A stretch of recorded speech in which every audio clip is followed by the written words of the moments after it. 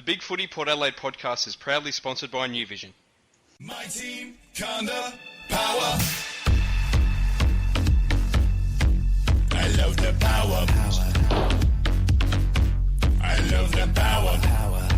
G'day everyone and welcome to the Bigfooty Port Adelaide podcast, brought to you live on Port Fan Radio. I'm your host Macca 19, and joining us once again for Monday night is Fishing Rick. Yay! How's it going, Macca? What a win! Yeah, I like this win business. It's a welcome change, I've got to say. It is a welcome change, and it's a change that I'm enjoying. This whole playing well and dominating teams and actually providing defensive pressure, it's great. Oh, it brings me back to when we started this program. The first 2 years were pretty good because we were running on a high, and then we had 2 years of a drop. Yep. And it was starting to get a bit of hard work at times, wasn't it? But it's refreshing again to see an informed side, and I'm very excited for this weekend. Very, very excited. It's going to be a massive showdown. The first time the two teams have been first and second. It's almost happened a couple of times in the past, but we've not had a top of the ladder showdown before, so it should be very exciting. Already had the All Adelaide Grand Final discussion after 2 rounds today, so there's some optimistic Port and Adelaide supporters at the moment. Good. Get your Grand Final tickets now, boys. Yes, hold on to the seats and let's see what happens. That's it. Right, let's go on to our love and hate. One thing we loved, one thing we hated about Port Adelaide on the weekend. Rick, what was your love, mate? Well, I gave it away on the forum today. My love is the back panel of our jumper. Okay. I did. Yeah, I saw the boys run out and you were above me, so you would have seen it too. And yep. I actually thought we were wearing the prison bar Guernsey for a little bit there. And they've gone back to that complete replica of the back panel, which is awesome. I'm starting to like it more and more, I've got to say. When I first saw it, I was like, it sort of ruins the all-black Guernsey, which looks pretty bloody mean, I've got to say. But the more I see the back panel, the more the memory's getting jogged of years gone by and premierships past, and starting to like it more and more. Yeah, no. I mean, I guess for us old schoolers, I mean, because you're 10 years younger than me, but you've got an amazing memory of the history. But I'm not over the hill compared to like Fort Fairlane in 1954, like those boys. But it brings back memories for me of the 80 Magpies, that's for sure, and I love it. So yeah. No, that's a good love. I like that one. What about yours? Mine is our defensive unit. How massive have they played the first 2 weeks? This is a group that consists of 3 players who've played bugger all footy, really. Like, Cleary's played 20 games, Burne-Jones has played 22, and Dan Houston in his second game. And they've just been an absolute rock down there. They've defended strongly, they've used the ball effectively, coming out of the back line, and ended up with one of the most complete defensive performances we've seen in the last 3 years, I think. And you can add the midfield to that as well. They pushed back super strongly and forced so many turnovers all over the park. It was great to see. Yeah, it's interesting, isn't it? I mean, obviously we've got to assume that's the Nathan Bassett influence.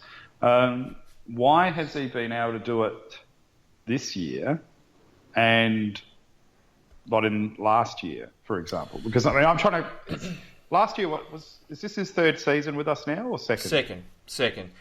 Without knowing what he's obviously trying to do, it's hard to really answer that question, but maybe it's just something that has taken the players a bit of time to understand exactly what their role is defensively all over the park. And it's something we certainly struggled with last year. Was getting the systems right, getting the structures right, getting exactly where our zone should be. But it looks like we've worked on that a lot over the summer. And certainly for the first 2 rounds at least, it looks like our zone has been in the right position, and we're able to really shut down whoever's carrying the ball for the opposition. Well, I guess talking about that too, pre-season, Stewie Cochran was in the locker room being interviewed before the game. Yep. And you know how it was reported that we didn't do any, pre-season practice, for most of the pre-season. That was the rumour going around. Yeah. I think so. What he highlighted was that I think the context was a little bit skewed with that interpretation, because what he was saying is they actually withheld the contact training component of training to later in the season. Okay. Pre-season, because they were trying to minimise the injuries of body contact training which they had from previous seasons. So, which obviously seems to have worked so far. Yeah, no, that's right. A couple of messages on the Spreaker chat. Dylan has said that the back panel looks better on a team as opposed to just an individual, and I've got to agree with that.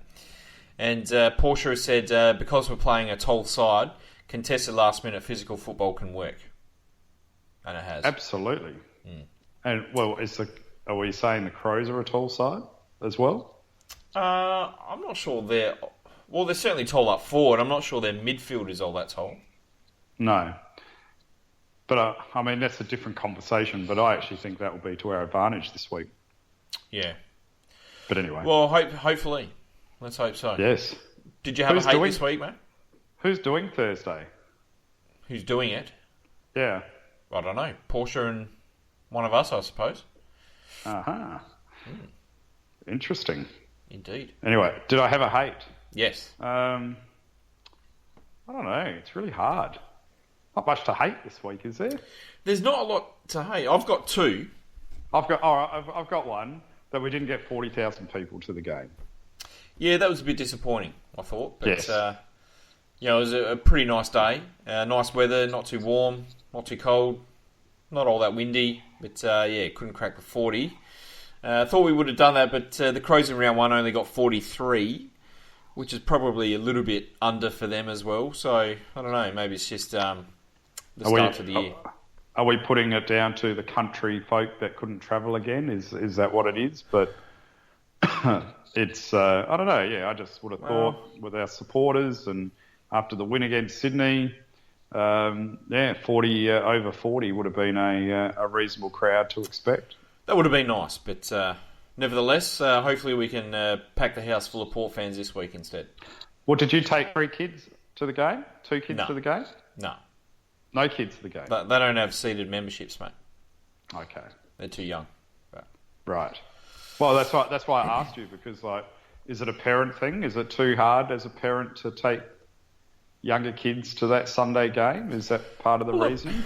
I guess if you've got school the next day, I live 2.5 hours away and I didn't get home until, I think, 10 o'clock, 10:15. So, if you're taking young kids and you live a fair distance away, you might maybe choose to miss this one. Yeah. Yeah. It's a tough call, but yeah. No. What's your hates, man? You got 2.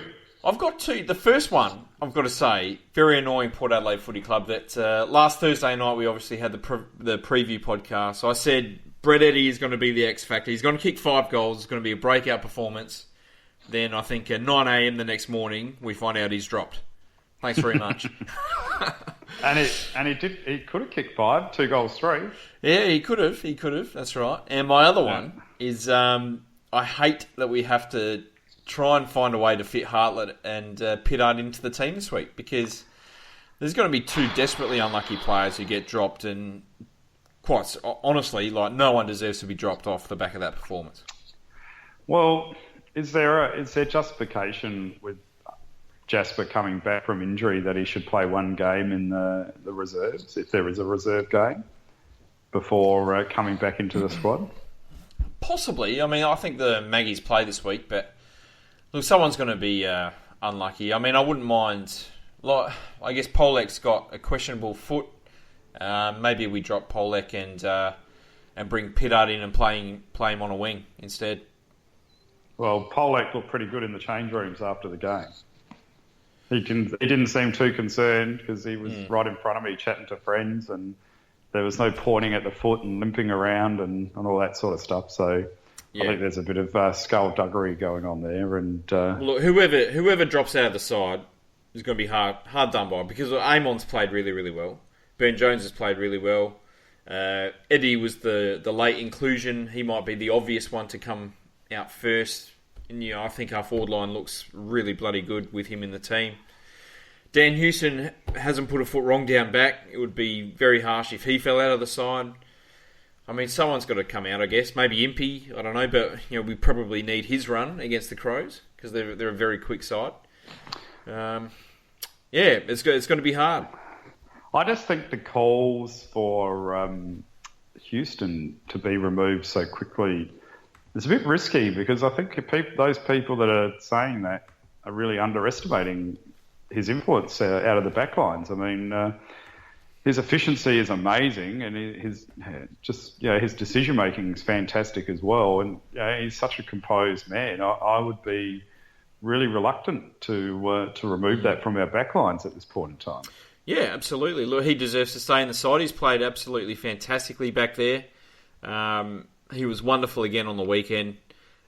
Didn't put a foot wrong. But, Pittard's obviously a very, very good defender. Provides a lot of run, a lot of carry. Don't know. Not too sure what's going to happen there, but that's why the coaches get the big bucks, I guess. Where was Amon playing? Was he on the half-forward flank? He looked to be on a forward flank / the wing, and I thought he played a really, really good game. He did. He was a little bit quiet in the first game against Sydney, but I think he had 18 touches. And his defensive pressure, which a lot of people have sort of criticised over the last couple of years, I thought it was through the roof on the weekend. He played bloody well and bloody tough as well. Yep. And I think this is the game not to drop it, Eddie either. I think him as that third tall is definitely worth persisting with for the Crows. So I think certainly with the Crows because the Crows we know play the 4 tall forwards. So more likely we're going to have to throw Trengove down back again this week to match up on one of those tall forwards. And if we drop Eddie, suddenly Dixon's going to be absolutely hounded by their defenders. So, correct. I think Eddie absolutely has to stay in the side. Absolutely. And I don't know. I'd still probably go Sam Gray. I just think I'm not convinced of him with the big pressure games. He doesn't seem to perform. I mean, it was hard. Like the Freo game, there was a lot of. There wasn't as much intensity there, and in the last 2 years gone by, Sam Gray goes a little bit missing. But again, like I'm on, he's more a half-forward flanker, and we're talking about 2 half-back flankers, aren't we, with Jasper Pittard and Hamish Hartlett. Yeah. So I thought Gray had a pretty good game. He had 22 touches, 8 score involvements, kicked a goal, 7 inside 50s. He did his job. Yeah, I agree. So did Amon as well. I'm just saying, over the journey of the last couple of years, Gray's been inconsistent and he doesn't stand up in the big games, and I guess that's why I would be more inclined to probably remove him. But as I was saying, we're discussing two half-forward flankers primarily to be replaced by 2 half-back flankers, which doesn't really work. No, so, that's right. So going by that... Honestly, I would be very happy to go in unchanged this week. Absolutely. I'd say bad luck, boys. You can wait an extra week. Well, not just that. Bad luck, boys. The team's performing well, and you lost your spot due to injury, so you need to work it back. That's it. And let the boys do something wrong before they come back in. And I mean, people could argue that's crazy. They're senior players and they need to come back in, but. Sometimes you've got to reward form, no matter how many games that have been played. And, if they're putting their bodies on the line and they're performing well, then, the senior players shouldn't have given their spot up through injuries. Yep, that's a fair call. We'll move on to some questions. The first one's by Glitch, who has asked, can we afford to have both Amon and Impey in the same team? Both tend to fade in and out of the game a bit, but are capable of some brilliance. Can't see why not. They did all right on the weekend. Absolutely did all right on the weekend. Impey came in, and I was a bit critical of him coming straight back into the team, but he played really well. I thought 19 touches and a goal. Provided a lot of run. That was probably his best game of footy, I think, since the Collingwood game, his breakout game last year. And look, they both add pace, they both add a bit of skill and a bit of X factor to the team. So I think we can definitely play both in the same team. Absolutely. I agree with you completely. Nothing to argue with there. No more said. And really, we need their speed. We do, absolutely, definitely. And they do provide a lot of that, which is great. Yes. Port85 has asked, have you guys noticed any significant change in midfield tactical approach this year, or is our improvement in contested footy simply down to the personnel in the midfield? Look, I think it's the fact that we've got a winning ruckman in Paddy Ryder, and I think it's also the fact that we're going in with three big body, pretty much inside midfielders. Especially certainly Sam helps, Powell. doesn't it? Yeah, Sam Powell-Pepper and obviously Ollie Wines and even Brad Ebert. I think that's the difference. Yeah. I mean, it's always been a question mark whether Boak or Gray you would question as pure inside midfielders or not. But it's that body size I think makes a big difference. And I mean that's something I've seen Russell Weaver handball calling out for years. We need some bigger inside grunt midfielders, and that's what we've got. And with a winning ruckman, it's amazing what we can do. Oh, no doubt. And look, there's been games over the last couple of years where we've had both Sam Gray and Kane Mitchell starting in the centre square for some stoppages, and they're both about 170 centimetres combined. So Yes. it certainly helps when you've got Brad Ebert and Powell-Pepper and these taller mids that are running through the guts at the moment. And very strong bodies and capable of winning a lot of contested ball, and that's one area where we've absolutely struggled in the last 2, probably 3 years. And it's a welcome change at this early stage. Absolutely, and I think, and that's where I think our advantage can come from this week against the Crows. Is I think those midfielders are going to be significantly bigger than the Crows midfielders, and we could probably exert our influence there, especially if Ryder breaks even at least in the ruck, if not wins the ruck. So it's great to see, and I'm very excited to see what they can continue to do throughout the season. And I think that's the difference. To answer the question, I think that's the difference. Yeah. Is there a different tactical approach? I'm not too sure. I think we're definitely going in a lot harder. We do look a little bit fitter than what we've been at this stage over the last couple of years, and looks like a lot of players are running on top of the ground a bit easier, so they're able to attack the ball a bit quicker and get to the contest quicker as well, which certainly helps in how we've played. Would you remember the first showdown at Adelaide Oval? I guess we weren't favourites, and then we just ran them off their feet, and that's how the boys are looking now. Yeah. So I've got the footy on mute from Sunday because obviously I haven't had time to watch the replay, and how they're playing now is basically how they played that first showdown at Adelaide Oval. They're looking fast, and they've got just that manic defensive pressure, and that's really what to spoil the conversation of the game. But that's really what brought Freo down in that first quarter was our team defensive pressure and how we just did not give them time and space, and they crumpled from that. And we haven't had that for the last couple of seasons. We've just looked flat and we've looked heavy in the boots, and it's just amazing the difference. Absolutely. Sog35 has asked whose early season form has surprised you the most?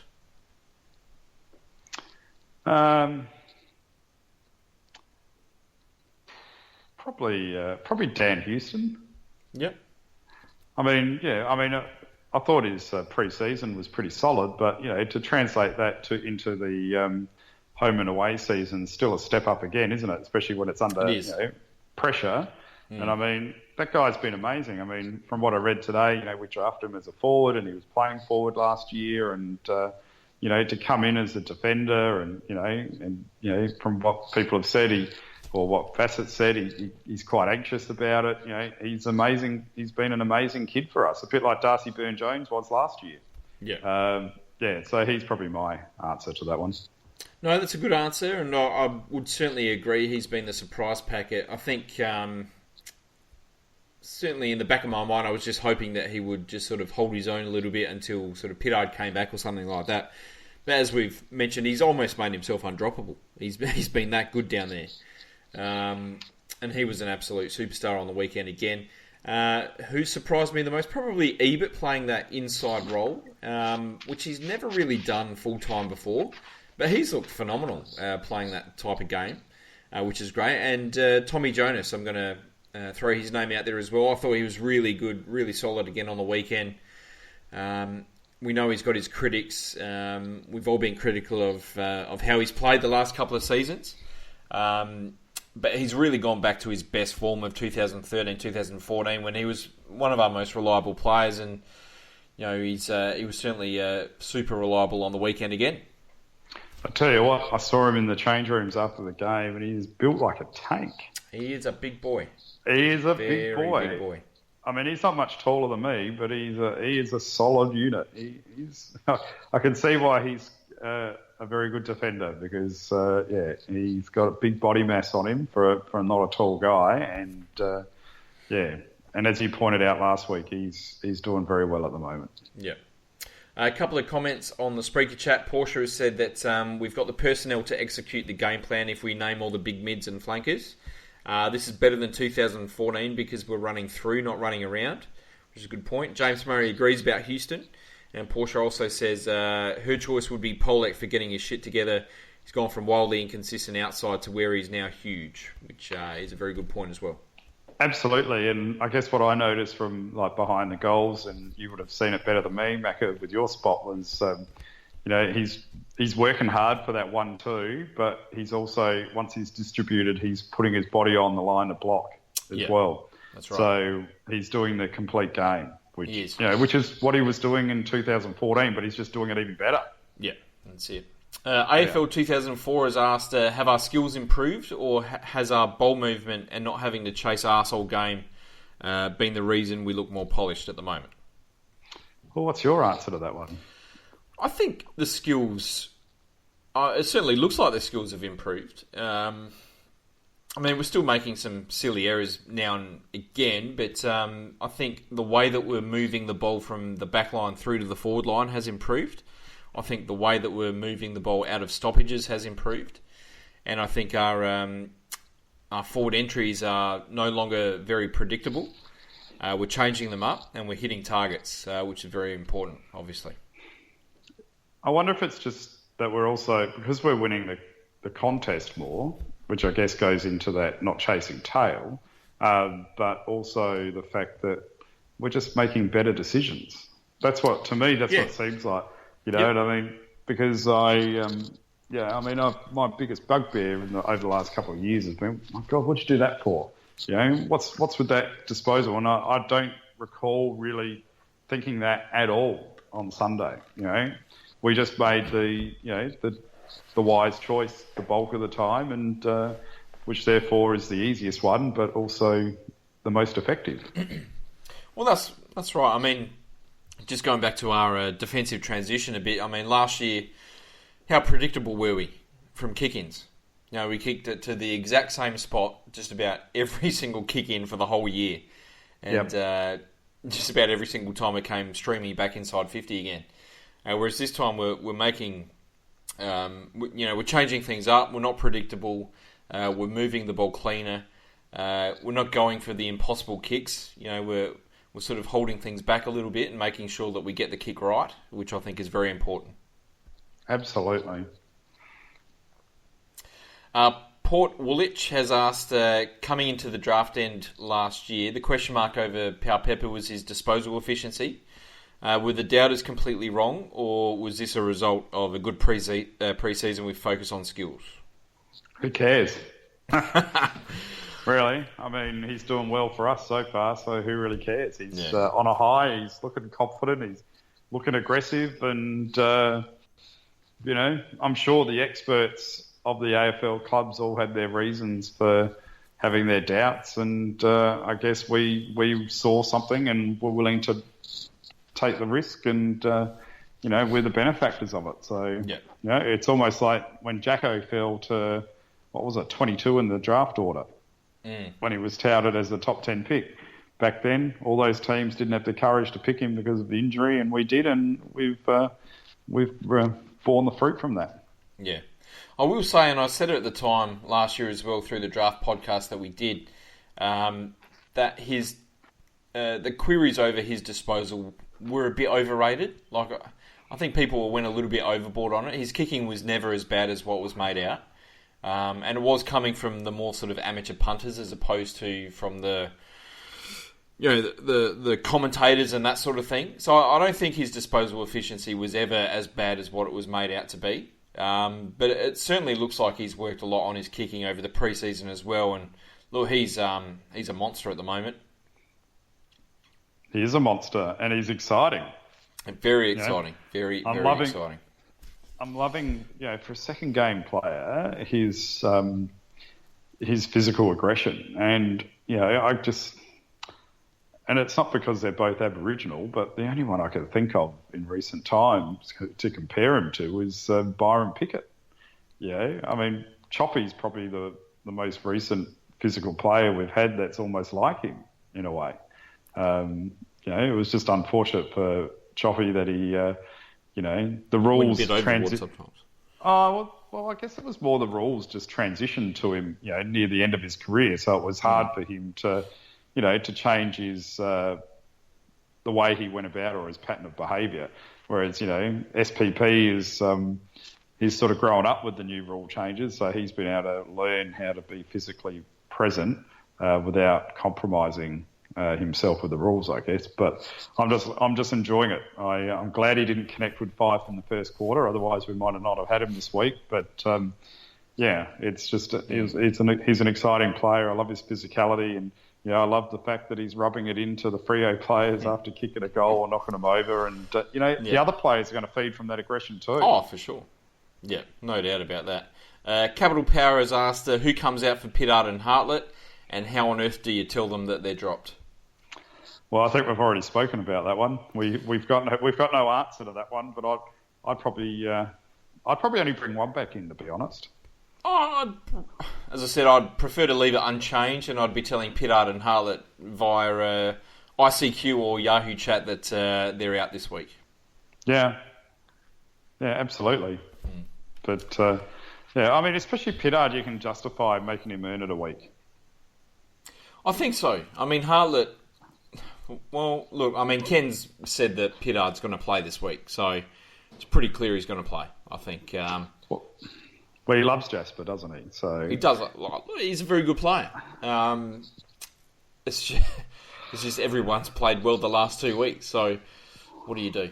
But, I mean, the logical one should be position for position, so it should be Houston and Darcy Byrne-Jones. Yeah. Really? But we know that Byrne-Jones is a key part of our defensive lineup at the moment.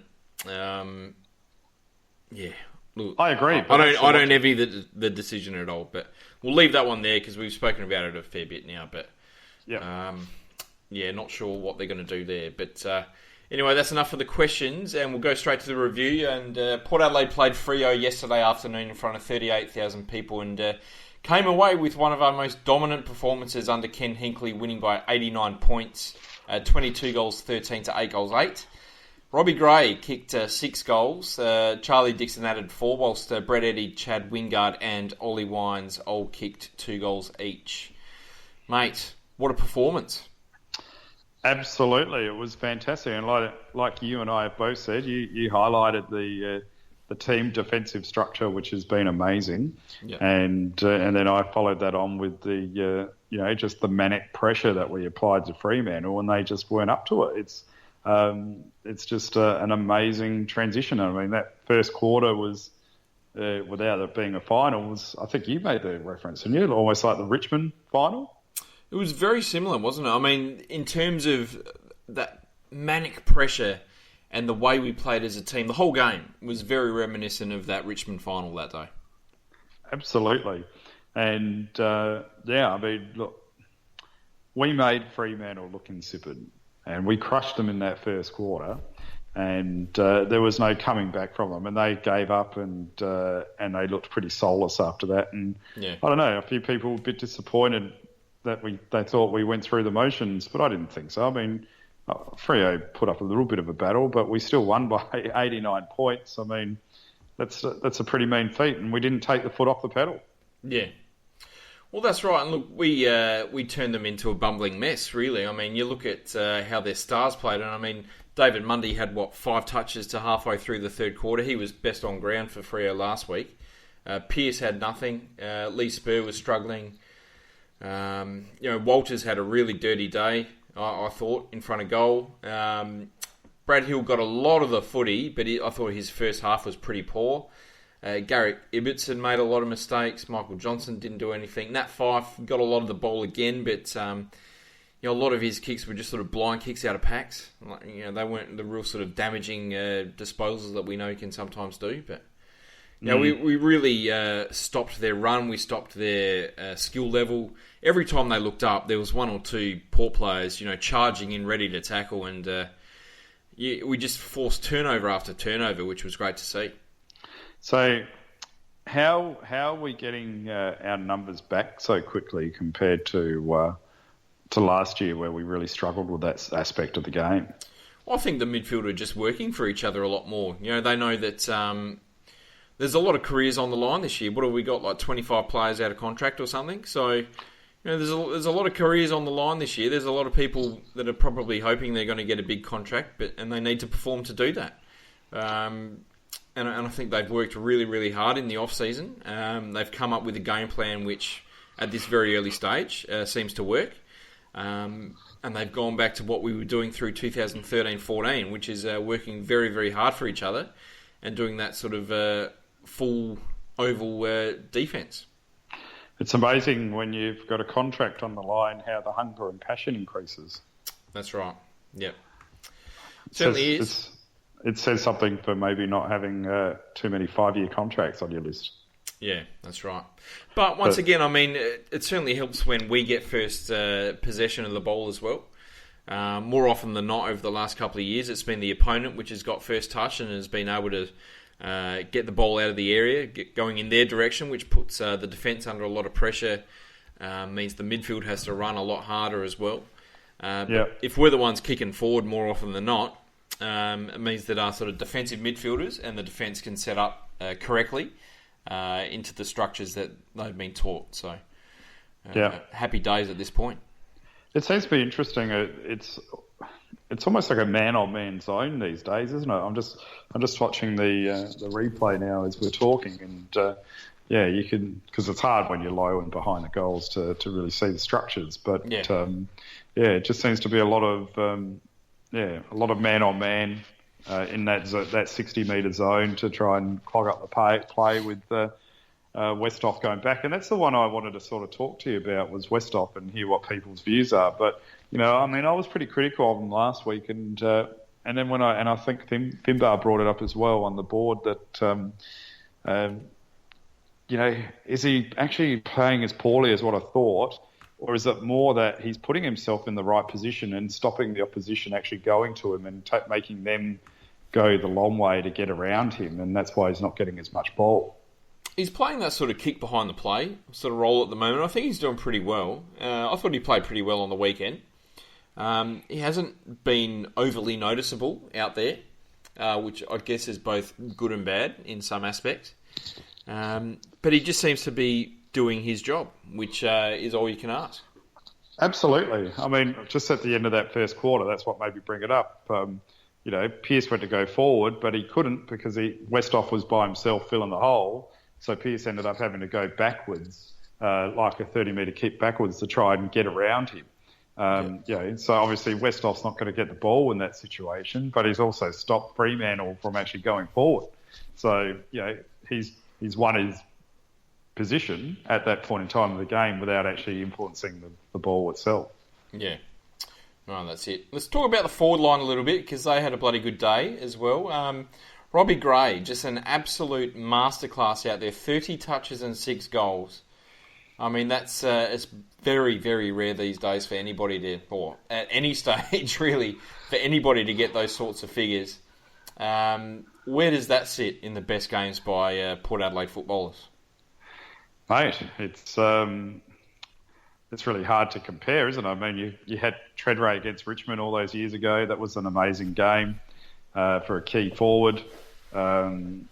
look, I'm trying to think midfielder-wise, maybe Roger James in the 2004 preliminary final.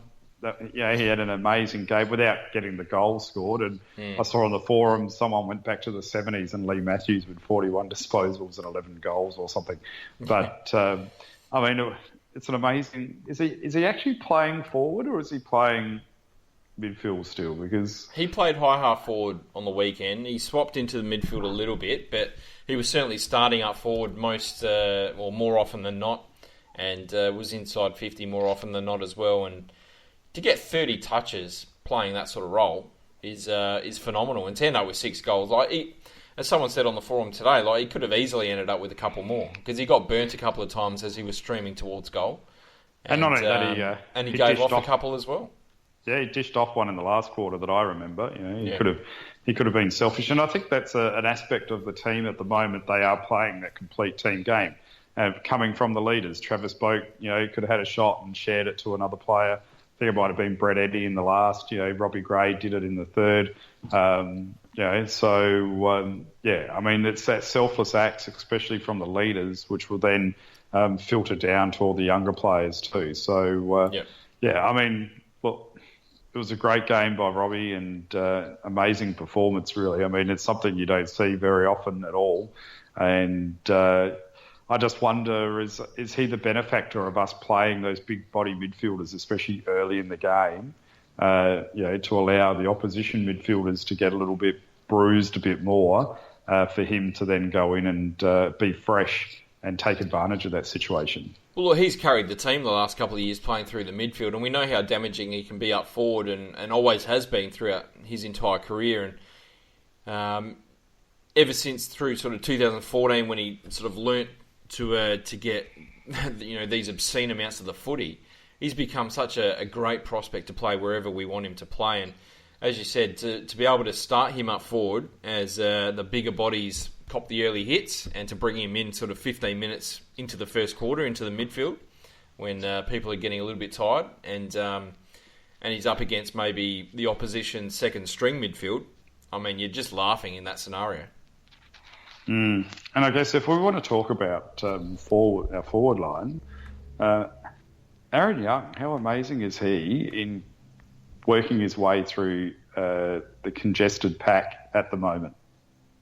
Well, I guess it's those years where he was sort of playing as a midfielder, as an inside midfielder, which has certainly helped in that regard. I thought he was pretty quiet. I thought he had a blistering first term. His first term was awesome.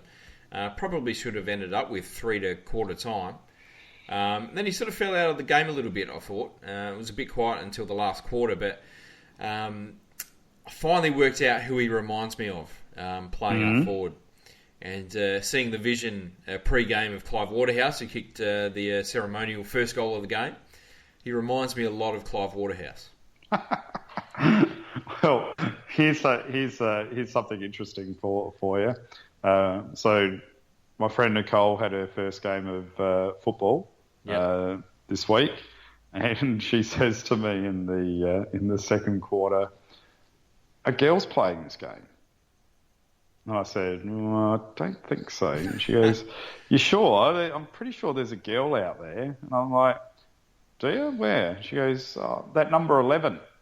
And I was like, "Number 11? What, for Freo?" And she goes, "Yeah." And she goes, No, the black team." I laughed and I said, "Oh, you mean the guy with the man bun?"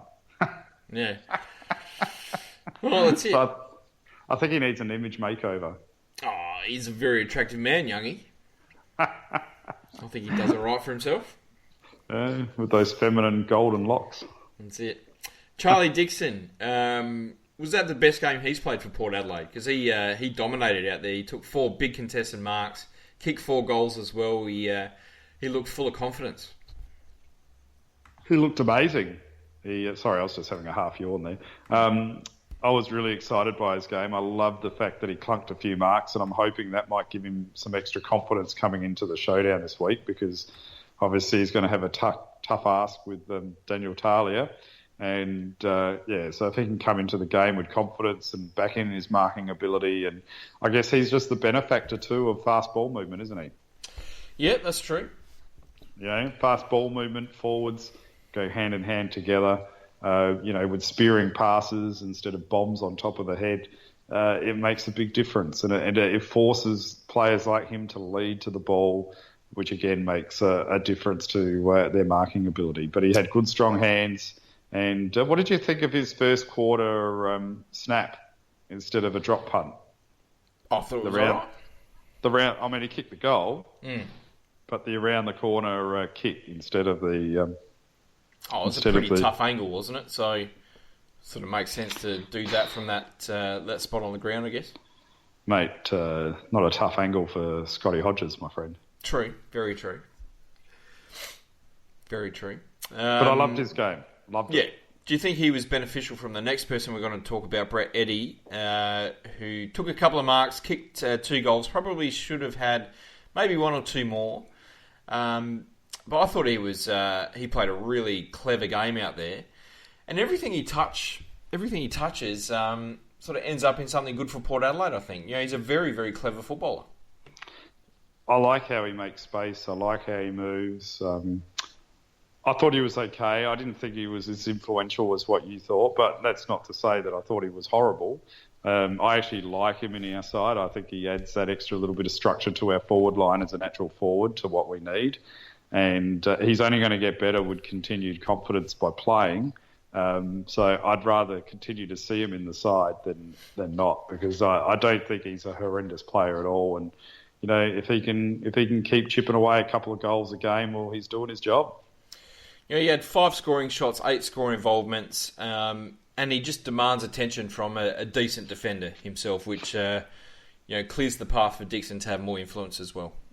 And that's what we need, and that's the risk by dropping him, because he is a more natural forward than Jacko. And as you pointed out, we're probably going to need Jacko in defence this week. And I thought Jackson was great in defence after not being in there for a while. So, he was great. I think Dixon really needs Eddie in the team to allow him a bit of chop out, and he might not have that luxury if Eddie's not playing. Yeah. Oh look, Trengove killed Griffin down back. I thought. Yes. He stopped him from having any sort of influence, which was great, and I thought he provided some decent marking and a bit of carry as well with the ball, and he's a very, very good defender, Jacko. Absolutely. I love Jackson as a defender. I mean, I think sometimes people forget and get a bit critical because he doesn't get any ball or as much ball, but he's there as a nullifier, and he does that very well. And really, we don't want Jackson streaming out of defence receiving a handball, do we? That's not really what he should be there for. He's there to nullify, stop people taking marks, bringing the ball to ground, and then the small players running it out, and or intercept marking. That's what he's there for. And that role's probably at best a dozen possession game. But if he does that and his opponent only gets 1 goal or something like that, well, he's won. So and he added that extra bit of height that we were worried about from last week. Yeah, no doubt. Ollie Wines, his game was probably overshadowed by Robbie Gray's phenomenal performance, but him himself, he had 31 touches, a couple of goals, 6 clearances. I think he had something like 9 scoring involvements as well. He really looks like he's raised his game an extra level this year. Beastly, amazing in the contest. Watching it now, it looks like his disposals tidied up a little bit as well, which everyone was really critical of. I actually had him 3rd best on ground behind Jared Polwick, because I was a big fan of Jared's game on the weekend. I thought Jared was instrumental in our ball movement and an overlap run, and his disposal was amazing. But Ollie Wines was again fantastic, and it does make you wonder if he is maybe the captain in waiting. Well, quite possibly. I mean, he's probably next in line. You would think he's the vice captain at the moment, and he kind of stagnated a little bit the last year or so. But he has really now pushed into sort of elite company, I think. And if he can play this way all year, there's no doubt he's going to be All-Australian and be right up there for the Brownlow, you would think, with this sort of form. And I guess that's the challenge for him, is to perform on the way he did on the weekend, a good sort of 14 or 15 times this year. Oh, look, I'm pretty confident he would, because, I mean, even when he wasn't running so well and the team wasn't playing that great a game of football, he was still getting his mid-20 possessions. So I think with the team fully functional and firing and playing a good brand of football, he'll step it up and he'll look a better player. So I have real confidence in what he's doing. And I think he's just a big benefactor of having two extra big bodies next to him in the midfield as well. Yeah. You mentioned Polek, and look, I thought he was brilliant as well. I had him best on ground at half-time. I had him best on ground at three-quarter time. Thought he fell out of it a bit in the last quarter, which led to a few other players sort of leapfrogging him a bit. But, he was just so clinical in his disposal, and the way he played, the way he put his body on the line, and the things he was doing in tight contests, especially like deep against the boundary line, and how he would work the ball free and run off with the ball. He did it about 6 or 7 times, and he was great. He's in wonderful form at the moment, and let's hope he can stay fit. Well, he's moving like he's fit, so I wouldn't. I think there's just a bit of skullduggery with the rumours at the moment, and he's a great player, and we need him, and he'll be an amazing player to watch this week in the showdown. So we're getting back to where we were a couple of years ago, and it's why we had that form dip, I don't know, but we're looking good. But it's only 2 games, so this week the next 2 games are bloody tough. So they're very tough. I mean, look, no one would have thought we'd be 4-0. I think it's still a very massive call to think that we might be 4-0 because. I think we could quite easily be 2-2 if we get ahead of ourselves, which we don't want to be because I hate to say it, but the Crows are a very good football side at the moment. And they're playing exceptional football, and GWS also played very, very well against poor opposition on the weekend as well. So the next 2 weeks are going to be bloody tough, but look, if we can put in 2 very good performances the next 2 weeks, then it's certainly looking up for the season as a whole.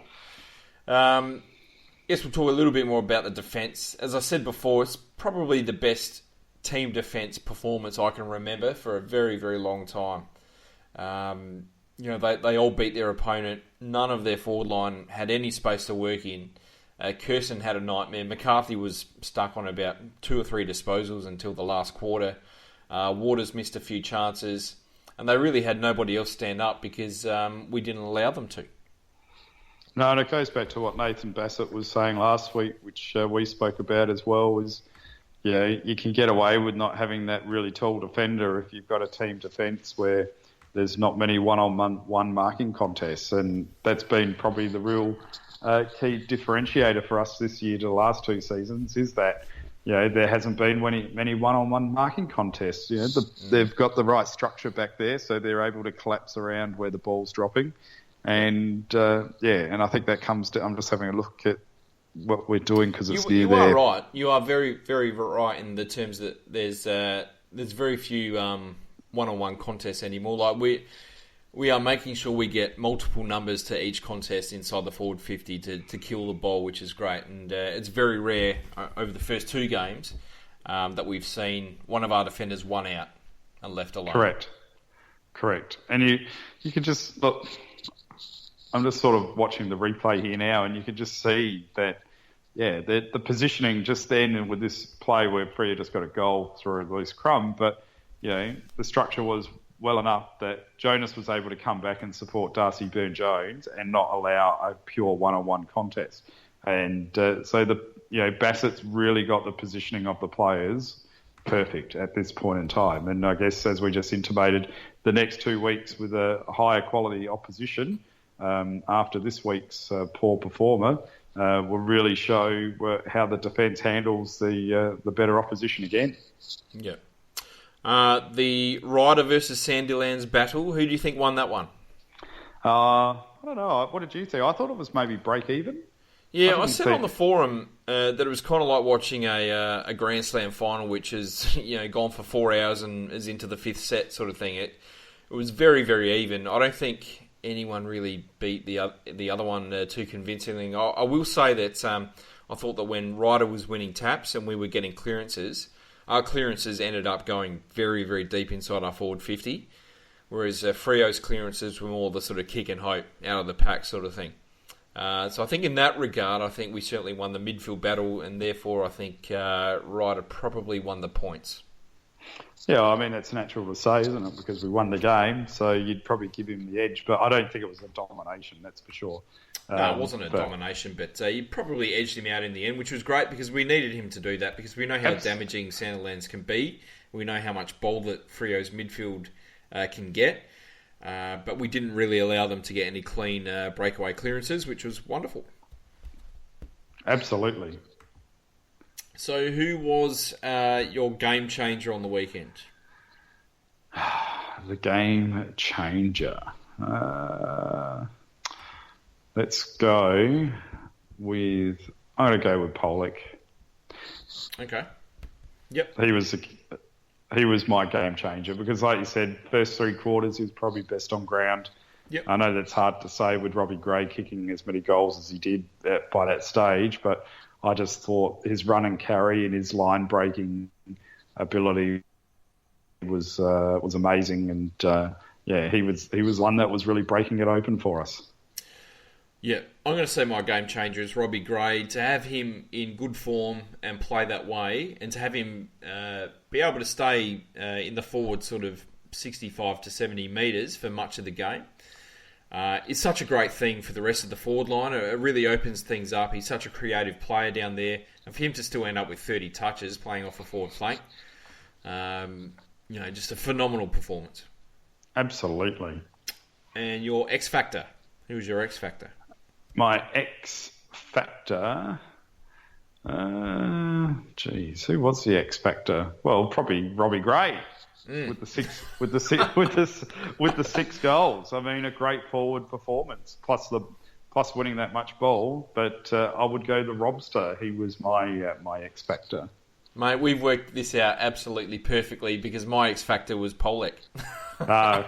Good call. Good call. Because I thought his run and carry was devastating for the first 3 quarters, and I thought he was best on ground at that time, and he ran them ragged and just delivered high-quality footy inside 50 time in, time out, and they had no answer for him.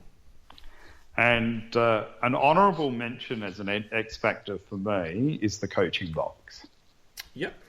Right? Because, I mean, for people that regularly listen, I've been bagging out on the coaches for the last couple of years. And I've been throwing a lot of accusations that pretty much the same playing group from 13 and 14 has gone to water in 15 and 16.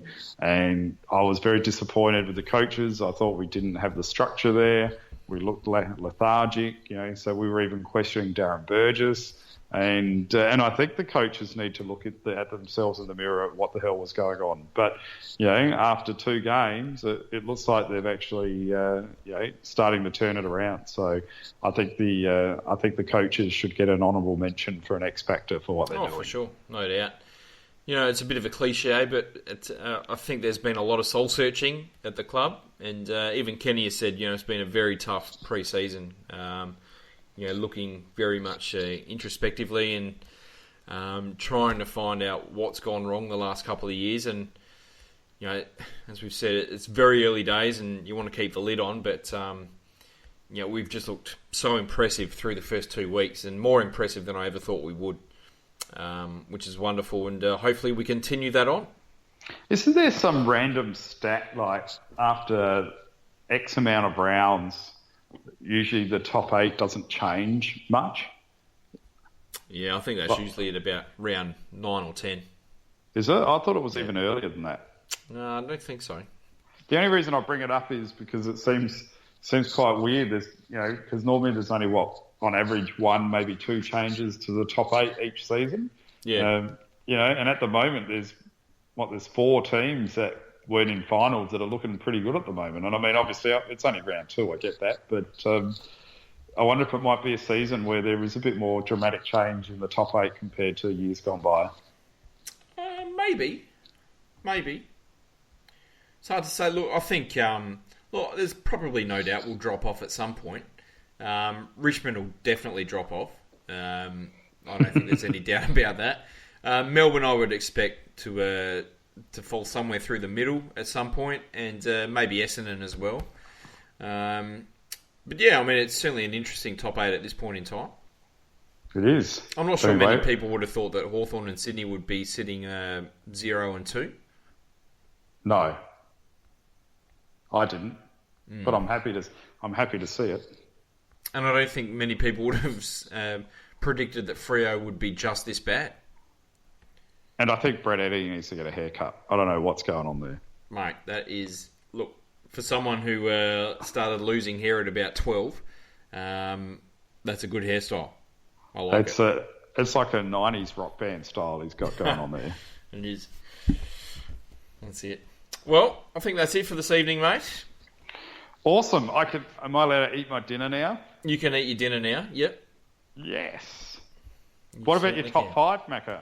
Oh, top 5? Oh, look, all played well. Very hard to do a top 5 on that performance, I think, mate. But all played well. All played well. You'd probably look at Robbie Gray, Ollie Wines, Polek. I thought Burn Jones was great. Ebert was great. Would you have Dixon in there? Yeah, Dixon was great. Trengo was great. Cleary was great. We haven't even spoken about Cleary. I thought he was wonderful as well. Everyone did their job. Could you say 2 weeks in a row the leaders have actually stood up again and taken the game by the horns? Oh, no doubt. Yeah, you just look at the leadership group, and they were all probably on the top 10 players on the ground. So, yeah, no doubt about that. Is Jackson back in the leadership group this year? Not sure. I think so. Yeah, well, we'll try and get him. We'll try and get him on over the next couple of weeks, and we'll ask him. Yeah. Too easy. Oh, good. Gee, we're light on questions tonight too. What's going on, people? Oh, we had 5 or 6. Or do you just ignore them like always? Oh, yeah. I ignore most of them. Yeah. We know how you like the power going to your head and the control. This is a power podcast after all. So, when in Rome, mate. Yes, when in Rome, eat Roma tomatoes. That's it. Well, until next time. Awesome. Turn the pair. Power. Full. Spears it inside 50. Schultz comes hard. Flicks it out. Boats. It'd be appropriate. The captain. That is goal class. Leadership agrees with Travis Boat. He's better than ever.